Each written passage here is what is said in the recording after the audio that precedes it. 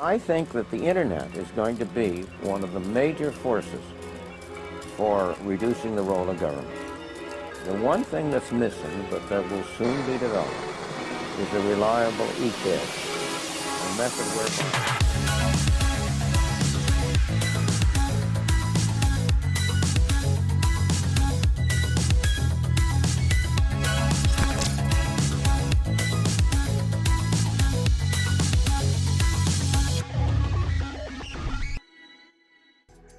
What's going on, everybody? My name is Baloo and welcome to the jungle. This is the channel where we take a very simple approach to technical analysis. We look at the price in the context of volume using the Wyckoff method. If that is something that interests you, then why don't you leave me a follow on Twitch or subscribe if you're following on YouTube. I've been a cryptocurrency investor for 6 years, started in 2015, and my channel is dedicated to eliminating a lot of the hype that exists inside of crypto YouTube, crypto Twitter. I'm aiming at really helping the new investor navigate the space and understand that there's a lot of snake oil and there is a lot of false promises that exist inside of this ecosystem. So we take things very simple. We start with the technicals, we identify strength, and we allow the market to tell us what is a good investment. So if that is something that tickles your fancy, you know what to do. In today's video, I want to talk about Bitcoin. I want to talk about how I narrow in on a asset. So I want to, mic too low. How's that? Is that better? I think it was not pointed at me appropriately. I want to talk about how I narrow in on assets and how to identify and invest in winners, and also how you should approach your investment portfolio as far as investing in assets, investing in growth, and then taking speculative plays, the hidden gems. So without any further ado, let's go ahead and take a look at Bitcoin here. So we're taking a look at Bitcoin on the 4-hour chart. We've been inside of this ascending channel since basically the beginning of last month. When did this channel begin? Back in the 8th of January. So at the beginning of the year, I guess I should say. And we've been, traveling in and out of this channel ever since. So what we're trying to determine is where the strength is. Now, if I just get rid of this line here, this channel, and let's take a look at the localized move here. So it's pretty clear that we are up against an area of resistance. So this resistance, we're going to drop right here, kind of something like this. So we're currently, we had an upthrust. We tried to break out. We were unable to do so. That was met with a pretty significant downside move that had a bearish test for a further dump. A lot of people waited for lower levels. I was telling people in VIP, don't wait for lower levels. Our targets were 50,000 to 52,000, and it looks like the low came in on $50,000 and $50,061. I don't know why that was so hard to say. But yeah, when they say buy fear in the market, scared people call for lower levels. Scared people will always call for lower levels. So when the entire market is talking about more bearish targets and more breakdown to the drawbacks to the downside, it's because they're scared. So, you buy fear and you sell greed. Obviously, that is easier said than done. I understand that. I empathize with the new investor and how much information is being bombarded at you consistently day after day inside of this market. So I get where the hesitation comes from, because your logic is, well, we're heading down. I'm going to hit some lower levels and I'm going to scoop some up. But more often than not, especially when you are in a bullish environment, those lower levels don't come. So just stick to your own conviction, understand where the drawdowns will go to, and then identify if it is tentatively building support. And if it looks like it's tentatively building support, take a position. Take a position on a dip buy position. There's nothing wrong with that. So buy greed, buy greed, sell fear, ape in. That's the new thing. That's the new term all of the kids are saying these days. ape in. It can work, but it's really not advised. Okay, so Bitcoin, we're up against this resistance. We're gonna have to see how this area plays out. Let's try and identify the area of support. So we had our area of support kind of built down in this area right here. Oops. So, you know, when we had our first shakeout, we had a few rejections and then we broke out. So that's kind of what I look for an SR flip. And, you know, when we did have our last shakeout, we broke down below that. That's probably why people were scared. But, you know, I held confident that we were going to hold at that level, took some pretty good positions, and all of those positions that I took on that day are doing fantastic. So I'm very happy to, you know, take those positions. So, you know, what we're waiting for is it's decision time. It's decision time. You know, we don't have any confirmation to the upside and we don't have any confirmation to the downside. So it's kind of in limbo right now. There's two potential possibilities. You know, if we are unable to break through this level right here, the next logical assumption would be to retest the lows of the support. You know, come back, retest, it'll still scare some people, retest that area and confirm that it is solid support. If we get a confirmation down there, I personally would be front running the breakout if we got that, because we are in a bullish environment. You know, the trend is your friend until it ends. We have not made a trend change on the macro at all. You know, we're still making higher highs, we're still making higher lows. So, you know, understand that the trend is your friend until it ends. And we're still early days. You are all early. Everybody calling for bear market, and it's just premature. Could the market kind of draw down for a longer period of time than you would like? Sure. But I think from the macro perspective, specifically what we're seeing with a lot of the on-chain data, we're seeing large players, you know, financially well-to-do people buying Bitcoin and removing it from the exchange. That is significant because everything we do in Wyckoff is determining supply and demand. So if we can understand that the supply is drying up while demand and adoption is increasing, that's a pretty bullish fundamental characteristic of what is going on in the market from a macro perspective. You may have to endure a few drawdowns, but I think that the upside targets are still more than favorable at this point in the market. So that's Bitcoin. Now, oftentimes what occurs, you know, if there's a breakout in Bitcoin, there's going to be an influx of capital entering Bitcoin. The capital comes into Bitcoin and it trickles down into the altcoins, which trickles down into the other assets as well. It's what's referred to as a rotation of funds. So, you know, profits are taken from a leader and they are put into other assets that may be just preparing to catch up. And that's kind of how the capital inflows, you know, the capital rotation, rotation occurs inside of the ecosystem here. So what's next is kind of what a lot of people are wondering. And there is a method for you to be able to determine, you know, what statistically will give you higher odds of a return.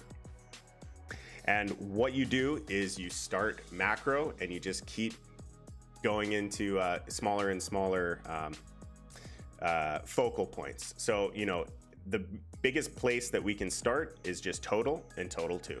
So what is the performer here?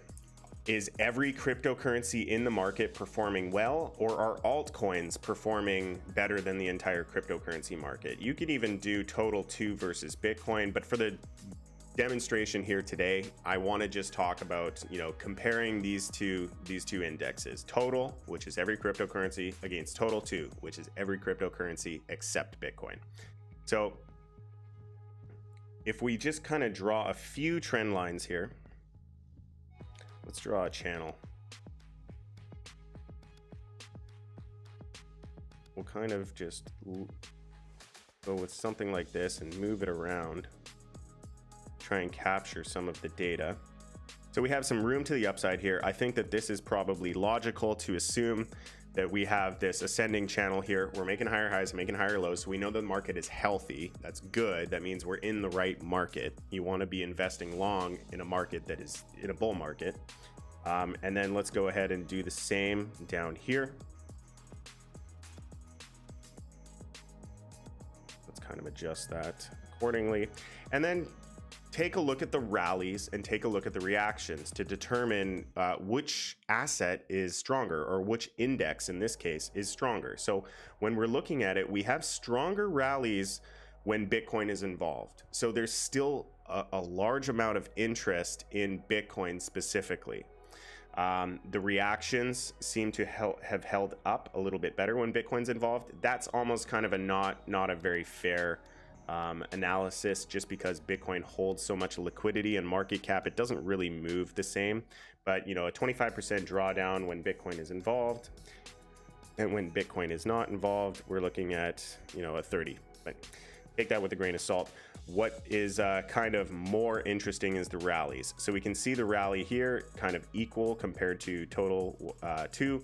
This one a lot more. So we had a better, stronger rally when Bitcoin was involved. So maybe maybe we're not ready for rotation. Maybe there's still large players who are just investing in Bitcoin. Just food for thought. The reaction was a little bit more severe when Bitcoin was involved. We actually held quite well, very flat in this area when we take a look at total 2. So altcoins, now we're starting to think that maybe altcoins are holding up better on the downside, which means that there's more hodlers entering into the altcoin space, which to me makes a lot of logical sense, given the fact that as new investors enter this space, they don't think that they can make money on Bitcoin, so they don't buy Bitcoin. Most of the really new retail investors that enter, they don't hold any Bitcoin. So, you know, and the people that have been in here a while, we're up at 50K on Bitcoin. So maybe they think it's a top and they pull all the money that they've made because they were buying Bitcoin down at $10,000. Just kind of trying to get into the psyche and sentiment of the market. Drawdown on both seems to be equal, and the recovery on both seems to be equal. So there's no real outliers specifically.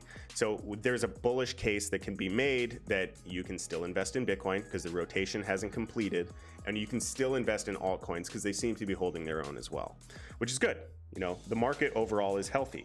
Now let's narrow it down a little bit further. And on top here, I have these are 3 indexes that are actually perpetual futures contracts that you can use. You can invest in these on FTX. On the top, I have mid cap index. On here, you can't really see because my camera is blocking. Let me see if I can just shrink myself down here. Just shrink myself a little bit. Oops. Just my camera. There we go. You can see the altcoin index in the middle here, and at the bottom is the shitcoin index. So how you can kind of break this down is, you know, the top tiered mid cap coins, the alternative currencies, kind of in the top 10, top 20. They do break down the index if you go to ftx.com. They're in this category. Then we have the kind of lower tier mid cap, so we're still in top 100 territory, but it's definitely more speculative.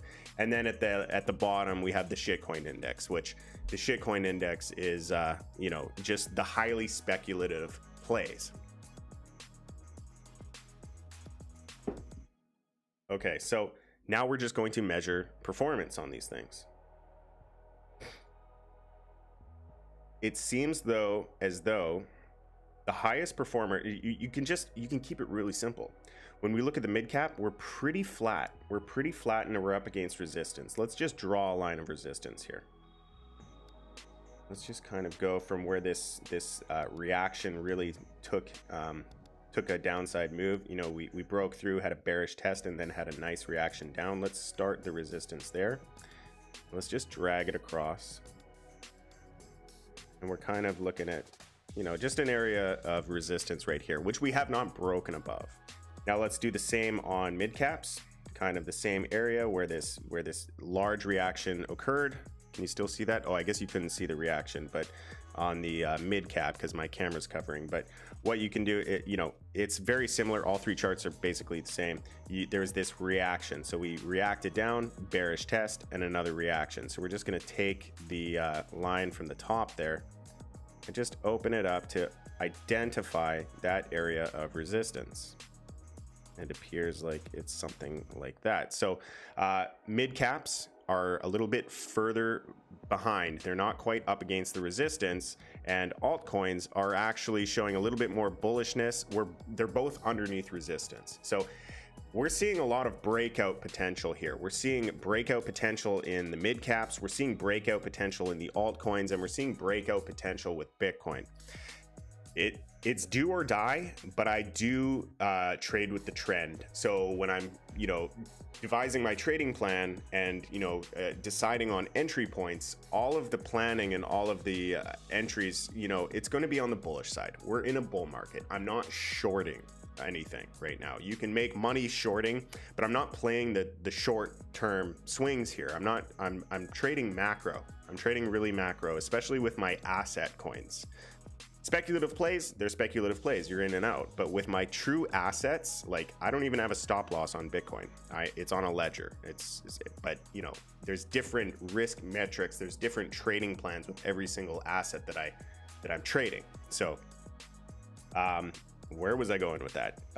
We're seeing a lot of setups and it's looking good, but Bitcoin does need to break out. And I do think that Bitcoin's going to kind of give permission to the market to become more speculative.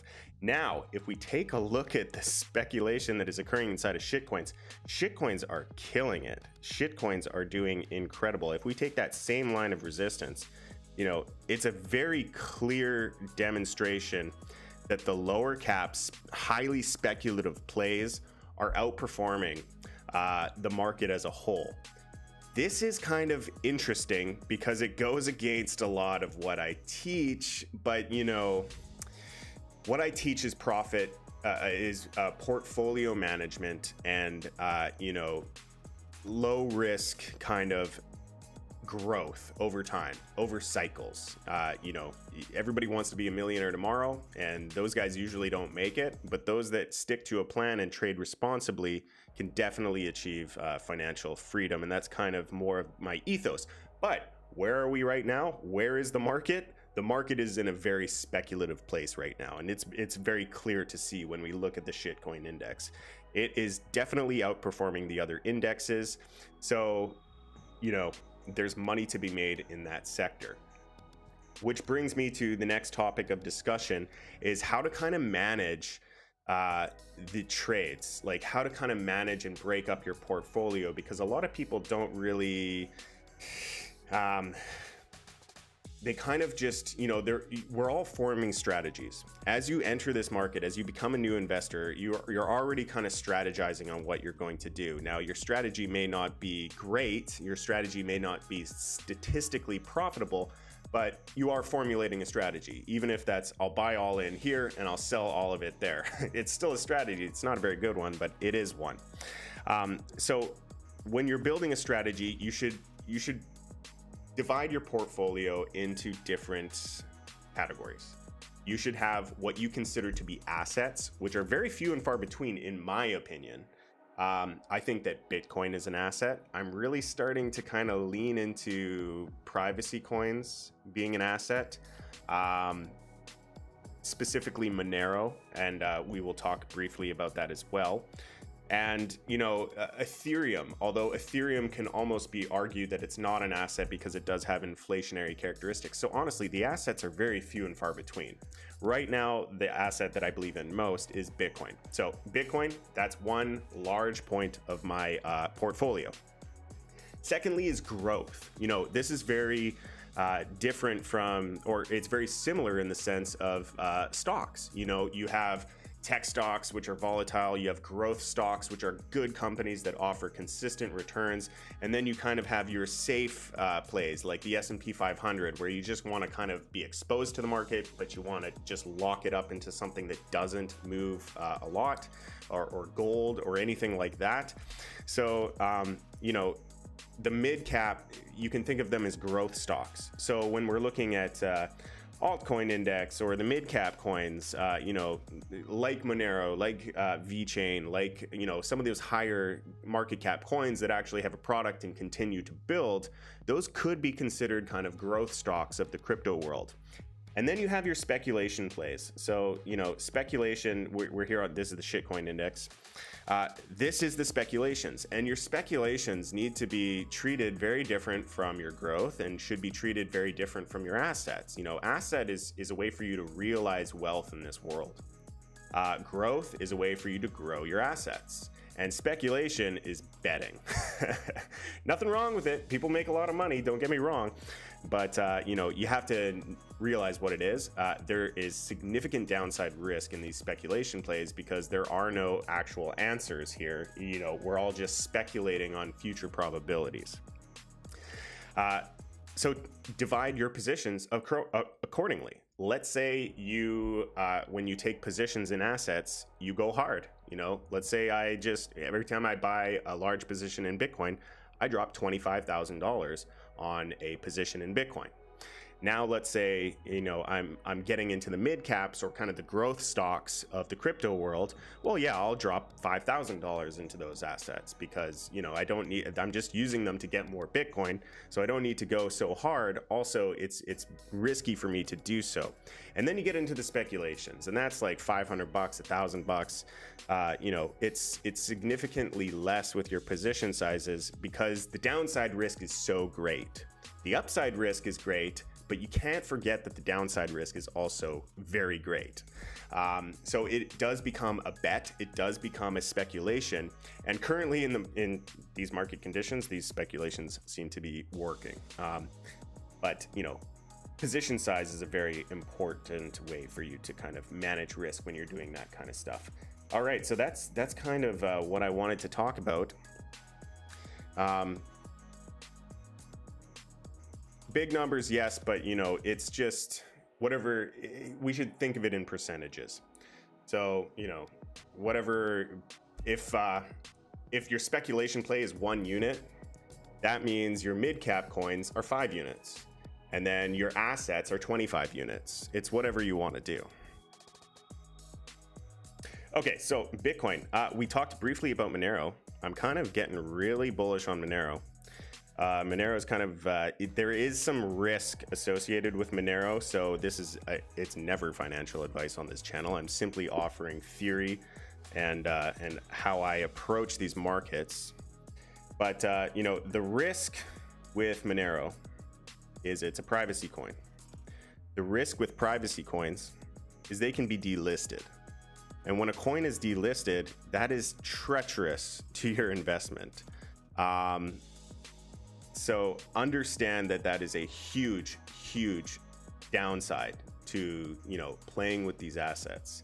However, I really like the fundamental approach to, I really like the demand side, the need for this, because privacy, people want privacy. People want privacy. Big investors, little investors, you know, there's going to be a need for privacy. Governments may not like privacy, and there may be a lot of regulation thrown against these projects. So understand that. But when push comes to shove, these projects, in my opinion, are not going away.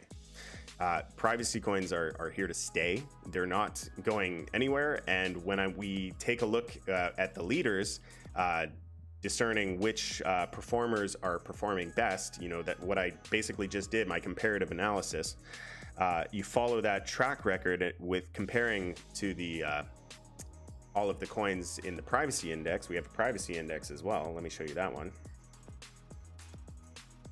Monero is looking very strong. It's a very strong contender. Privacy index futures. Go to the 4 hour and we'll look at kind of the same consolidation here. So this is similar consolidation here in Monero on the privacy coins. And Monero is the best performer inside of this index, which is why I'm choosing Monero. Monero also has the highest market cap. Monero has the highest market adoption, and Monero has some really great fundamentals on how the algorithm is hashed. It's really like one computer, one vote type consensus, which is, it's very much so the people's money.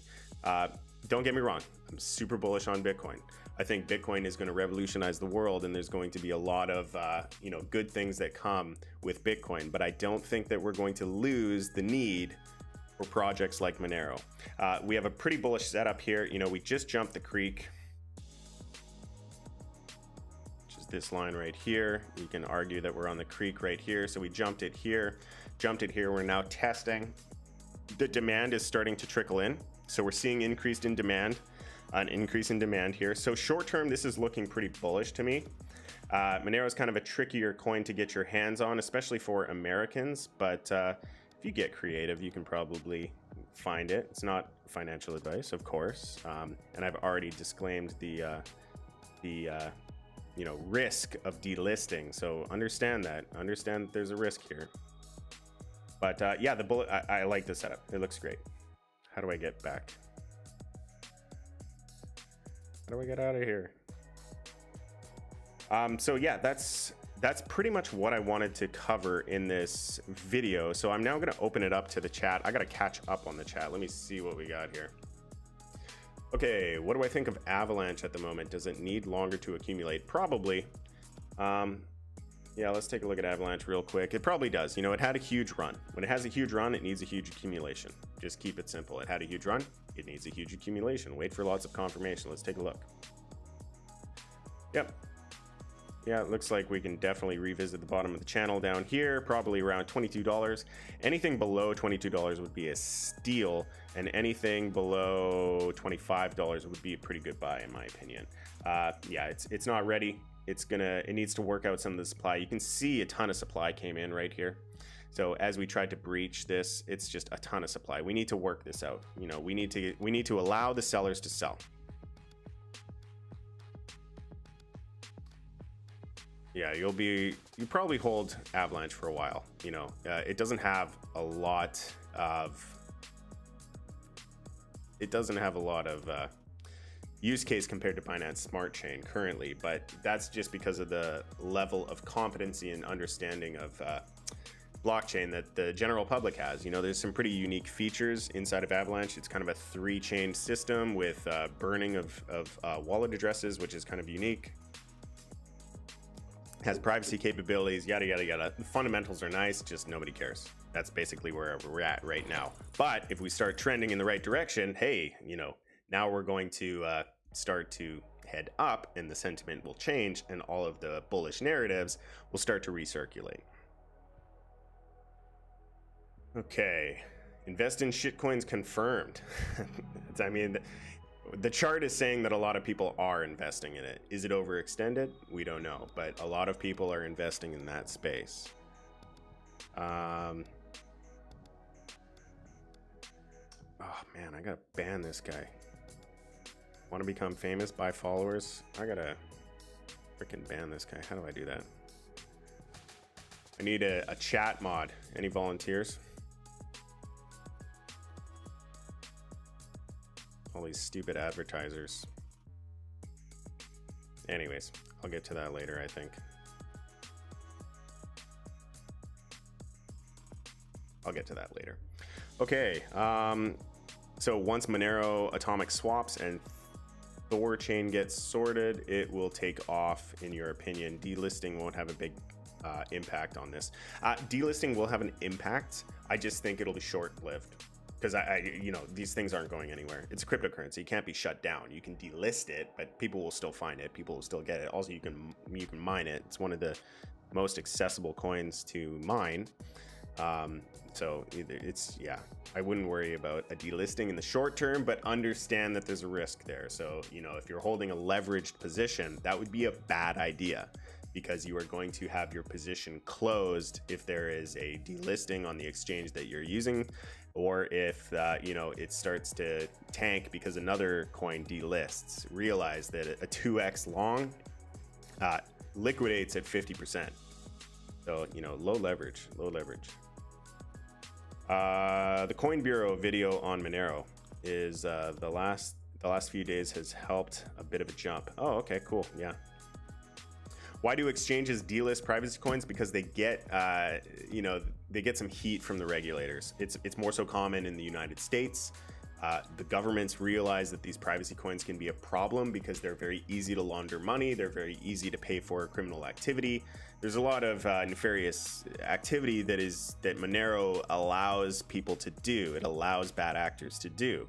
So for those reasons, you know, there's people that don't want these coins listed because they can contribute to crime. I'm not going to get into my thoughts on that, but I'm basically a cryptographic libertarian anarchist. Not an anarchist, but I think that there's a better way to govern incentives in this world. And if the incentive model was better, the crime rates would go down.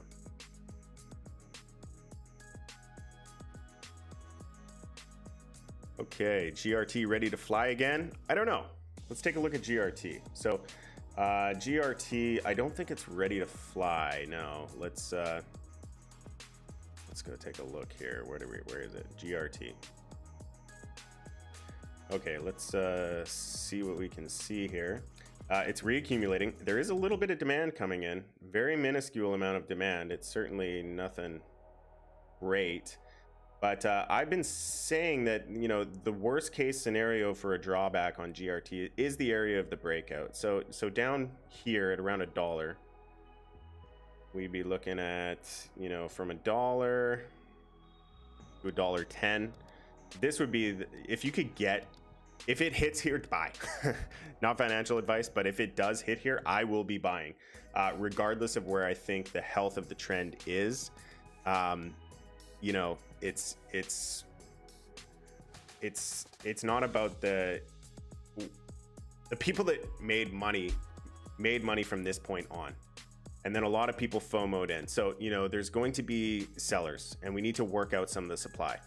Macro perspective, a lot of that's been worked out, and it looks like demand is taking over. So that's good. If we draw a range on here, kind of, yeah, I'm gonna say from down here, draw that across up to the automatic rally area. We're looking good. Potential spring here, not a ton of volume. So, you know, maybe we need another test. We're currently above my 147 period EMA, which, you know, take that for a grain of salt, but it has rested on the area where we did last break down. So that's kind of, you know, that's a significant area right here where we had the initial breakdown on that last move.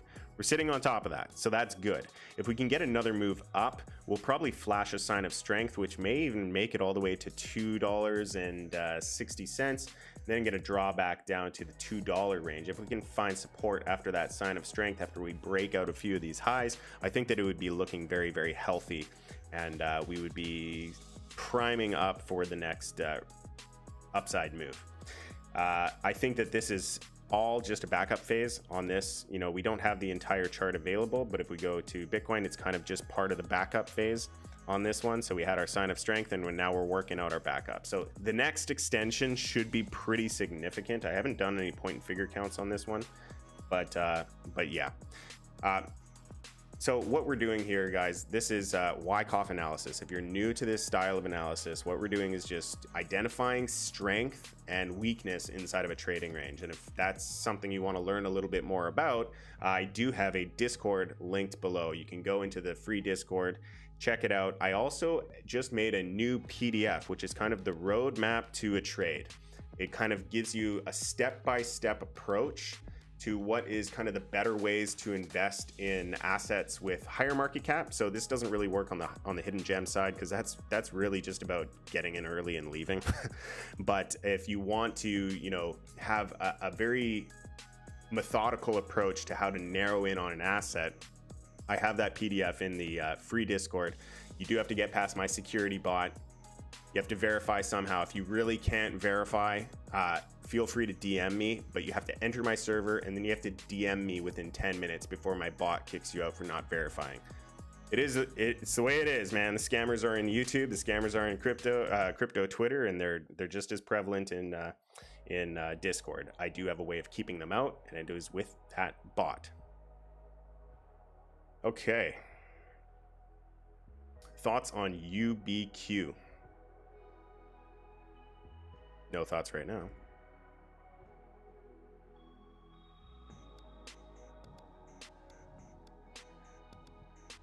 Let's see what's going on here. So, very hard coin to hold on to.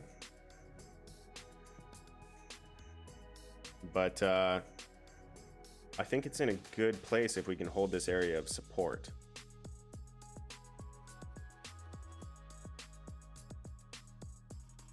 Oops.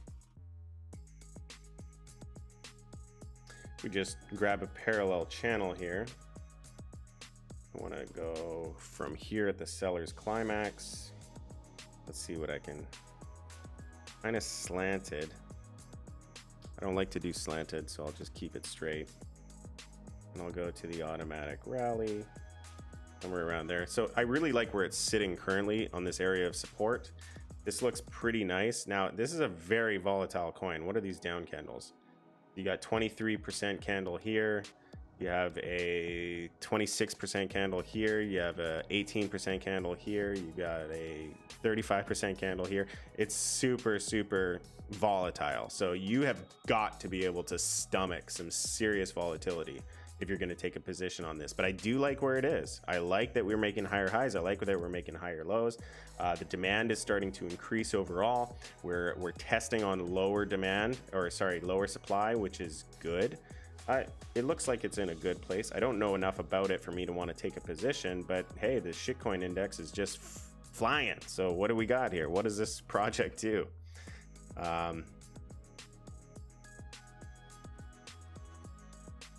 Beat sounds.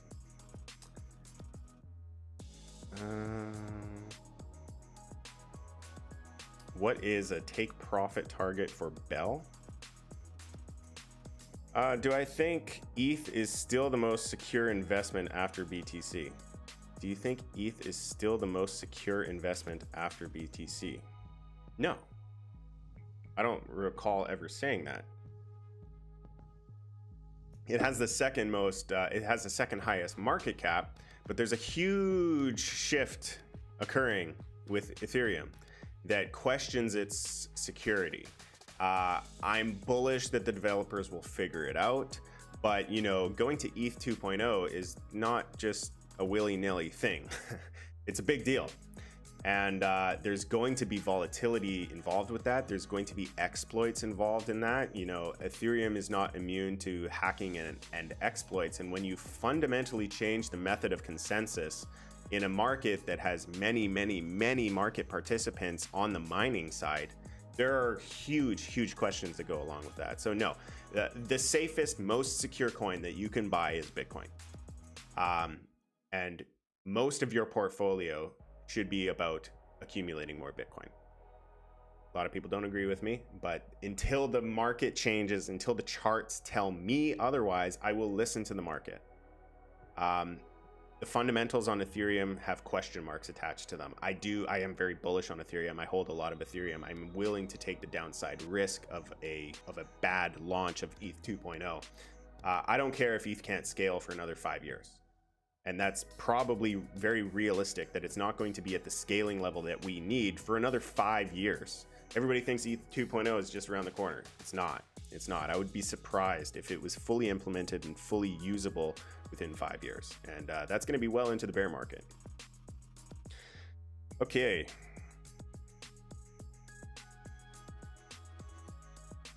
Take profits for Bell. Sure, let's take a look at Bell. Just to let you know, as I always let people know, the take profits are not an afterthought. They're not an afterthought. So Bell's breaking out. You don't want to take profits too early, my friend. You know, this is a macro structure that we have here. So any take profit at this point would be, how do you want to take profits? How are you going to manage the trade? How much faith do you have in Bell protocol? And what kind of percentage gain are you going to be happy with taking once, you know, like, when are you going to realize 100% of your initial investment? At what point, at what number are you going to get it back? You know, when we 2x, you have the opportunity to pull it all out and leave an entire new position down there. At 20%, you have the opportunity to take everything out and leave 20% of your original position in there. So whatever your trading strategy is entirely up to you. And when people determine price targets, take profit levels, blah, blah, blah, blah, blah, blah, blah, these are all just arbitrary numbers with technical data to kind of give you a probable edge. At this point of the breakout, I think we're just getting started here. So if you want to do the pattern trader's trick, you could go here and just keep it really conservative and go to the top of the breakout. We're looking at around just under $6. So I'd be careful around 5. Watch how 5 reacts. You might want to take profits at $5 and then watch how it reacts at 6. But again, you know, you can, you're in charge of your portfolio, and I do not think that this bull market is done, and I think that this is a very large macro move. Keep in mind, I'm on the 3-day chart right now. This is a very large macro move. We might have a huge sign of strength, and we may give it all back. Be prepared for that. But this is a very significant candle, so it's going to drive confidence into this asset. Bell looks good. You know, thanks for the coin call there. Bell looks good. I like that. That's a very significant breakout. Don't FOMO in right now because it can still draw down. Okay, want to delist these scammers. I don't know what you're talking about. Talking about me? Can't be. Beat Sounds loves me. There's a lot of scammers in the space. A lot of scammers. Okay, Ben Chu, if I had to pick 2 shitcoins to put some money into, what are you picking?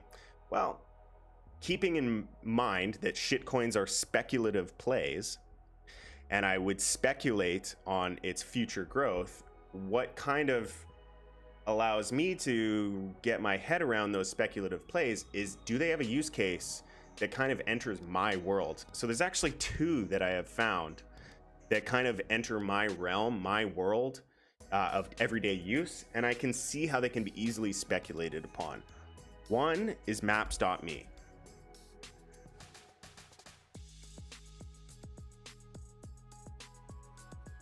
So for those who do not do a lot of travel, I am a digital nomad. I live abroad.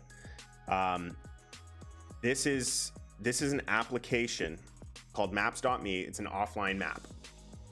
And what maps.me is doing is they are implementing a wallet inside of their app with the intent that travelers traveling around the world using the maps.me app for navigation purposes of an offline map will also have access to international funds. Very logical use case for blockchain. The future performance of the maps.me coin, I have no idea. That's why it's a speculation. But it interests me because it's an app I already had on my phone. So it has thousands and thousands of users, thousands of people using it. And when the wallet is launched and adoption occurs and people are buying Bitcoin, and hey, I can put my Bitcoin on maps.me and I can turn it into stable coins and I can do international transactions with my offline map. That's pretty cool. It's pretty cool. But that's the extent of how my speculative plays go. You know, I see this thing, speculate on it, I'll take a position. Now another one that interests me is unlock token. So what is unlock token actually? Let me pull over a tab here. And this one was actually dropped in my group. So shout out to, I believe it was Amir who dropped this one in fundamentals, or he dropped it somewhere, and it may not have been Amir, so don't take me for that as gospel. But either which way, it was dropped into my server, and I got excited for the reason that you know, I would use this today, and I'm trying to figure out how to use it. And it is unlock protocol. And what unlock protocol does is it allows you to create what's called a lock, and it can take many different states. You know, you can use it as a paywall. You can use it, you can use it as a paywall. You can use it to pay per view of specific documents that you have online. You can use it for tickets, donations, newsletters, blah, blah, blah. And it uses NFTs. So, you know, NFTs are a fantastic technology that's super hyped right now, and I stay the heck away because the art scene of NFTs is just, it's a complete bubble. It's a complete bubble. If you're buying art, like, sell it. Not financial advice, but, you know, it's a huge, huge bubble. But the technology, the underlying technology of non-fungible tokens is actually pretty profound, and I'm very excited about a lot of it. What Unlock is proposing is the ability for me to have a Discord bot and integrate it with the Unlock protocol so that I can create NFT tickets to my membership, to my trading group. And you can go to OpenSea, you can buy, hey, Baloo's private island ticket, you can buy a boat ticket over to my private island, and then you would put this ticket into the protocol. And it has a time delay. So if you bought a monthly subscription to my service, you put it in the monthly contract. And if you have a yearly, you put it in the yearly. If you have a lifetime, you put it in the lifetime. Either which way, it's a more applicable way of using NFTs, and it's a way for my, patrons and my supporters to pay me using crypto, which a lot of people want to do. So I'm trying to find effective crypto solutions that I can handle autonomously. Like I do not want to manually process crypto payments unless it's for a year. A year I can manage, but if I'm doing month to month, I cannot manage crypto payments. So this is kind of a very interesting thing, and it's very forward looking. So again, speculation. I'm speculating on the future of an asset that I have no idea the history or the future of. So my position size is according. It's a small position size. And it's a speculation. We will see how it does. So those are my two shit coins. You asked, those are the shit coins. I bought 2 shit coins. I will not make a recommendation that you buy them because it's pure speculation and there is zero reason for them to not go to zero. Okay.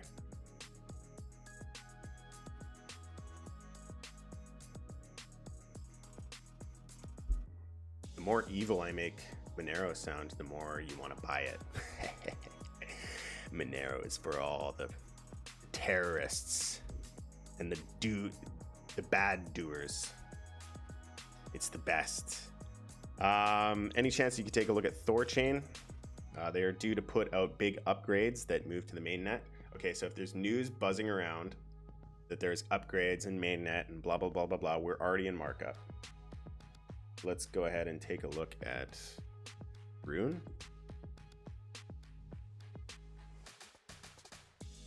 Let's go to the macro. And yeah, we're definitely already in markup here. So this is what I love about the Wyckoff method. If you guys are interested in learning this method, again, free, you can self-guide on this method in the Discord, but if you want coaching, mentoring, understanding how to self-manage a portfolio, be your own bank, like actually be your own bank, then I encourage you to join VIP. Do a lot of mentoring, a lot of coaching, a lot of teaching, on-demand videos, all that stuff is in VIP. But yeah, this is what I love about the method because nobody talked about it. Nobody down here in the accumulation. Then we got our sign of strength. We got our backup onto the accumulation range. Just freaking textbook. I love it. And that's where you take the position. And now people are making money in Rune. So when people make money, they start talking about Rune. Then you get people digging into the fundamentals of Rune, and then they start pulling out the nuggets of value in Rune, and they're just like, look at how valuable this is. And then they go tell 2 friends, and they tell 2 friends, and they tell 2 friends, and then you go parabolic. The fundamentals haven't changed. The stories haven't changed. Yeah, mainnet launch, who cares? That happens all the time. In the bear market, it does nothing. In the bear market, the mainnet launch makes the coin go down. So just because you have bullish news doesn't mean anything. It doesn't mean anything. You have to have the technicals there first, which is why I focus on the technicals first, then dive into the fundamentals. So technical setup, we're well in markup. So understand where you are, and we need a pullback. You need a significant pullback for you to take a position inside of this asset. The last most logical place for us to take a pullback currently would be near the top of the previous high. So look for an area right here. Now we may continue higher before that happens. We may go way higher before that happens. I don't know, and neither do you, and you should not build a trading plan around that. But typically in a healthy price structure that is not parabolic, where it is safe for you to take a position, you retest support. When you stop retesting support, that's when things get really heated up. And when things get really heated up, it is very risky to take a position. Currently, we don't know if that's about to happen.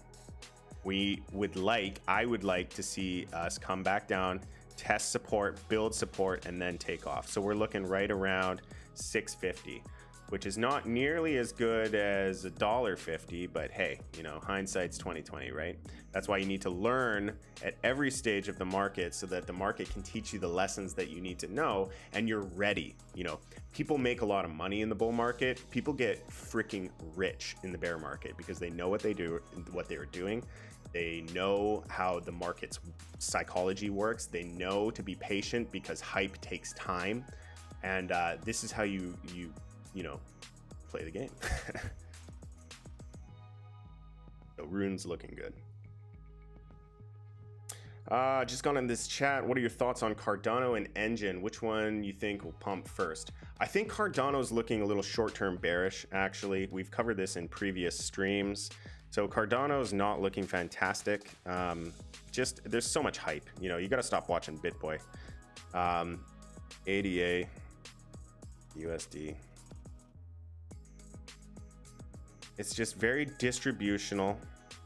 You know, it's definitely got a sign of weakness here on Kraken. That was ridiculous. It looks like it wants to curl over. It looks like it wants to curl over. If we take a look at the RSI, the relative strength index, which is exactly as the name implies, this is the relative strength. The strength of the asset is decreasing, okay? So the relative strength, the relative momentum, it's very much so how you should think of it as kind of momentum, is declining. And that's showing weakness. Now, where the bottom is, I don't know. And do I think Cardano is over? No, I do not. However, I would not be surprised to see a drawdown in Cardano. So we're kind of monitoring that one. The breakout doesn't seem likely at this point. I think we need to test again. If we do test, you know, the upper level and break out, well, then we would be looking for a drawback. And, you know, my analysis is incorrect, which is fine. We're not about being right. We're about positioning yourself on the probability. And when I speak in those terms, the probability is continued upside. It's just, are we going to have that drawback first? Are we going to have that drawback first to a lower level, build support, and then make our new high? Is this the high and we need to make a macro low? We don't know. It's at a decision point. It needs to break up or it is going to break down. So we will see what happens with Cardano. Engine, not touching Engine. You know, you really want to get out on that one. You want, if you want to realize some of the profits that you've taken or realized in that asset. It's flagging, but you know, the thing about a flag is it's also making a lower low. If it makes a lower low, or sorry, a lower high, and if it makes a lower low, well, now we're in a downtrend. So we don't know how far this will go. NFTs just went crazy, guys. They went freaking crazy. When things go crazy, they accumulate. They accumulate for a long time, and they can have big drawbacks, big drawdowns. Be prepared for that. Okay, I've got a few minutes left and then I need to hop into the virtual classroom. So every Monday, Wednesday, and Friday, I do these live streams at 12 p.m. Eastern. For now, I might be changing the schedule to make it a little bit more accessible to those who actually go to work now. But yeah, so I do it every Monday, Wednesday, and Friday. And then immediately afterwards, I do a virtual classroom. The virtual classroom is for my VIP students.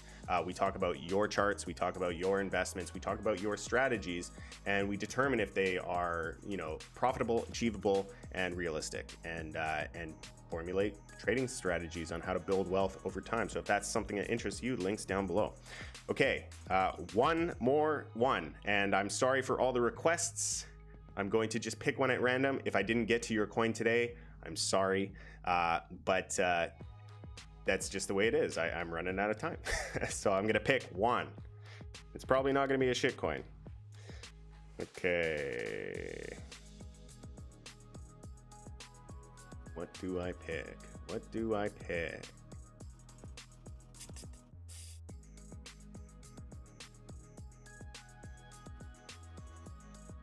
Okay, so Geometry Dash, wanting to try out your trading program, was wondering what time these classes take place and which days. So it's immediately after the streams, which is why my streams are only an hour. I gotta get off and get on to the Zoom meeting. Okay, so we looked at Acro yesterday. Let's take a look at what we think today. This is the last coin. Sorry, guys. Can't get to them all. There's 6,000 of them. 6,000. Acro.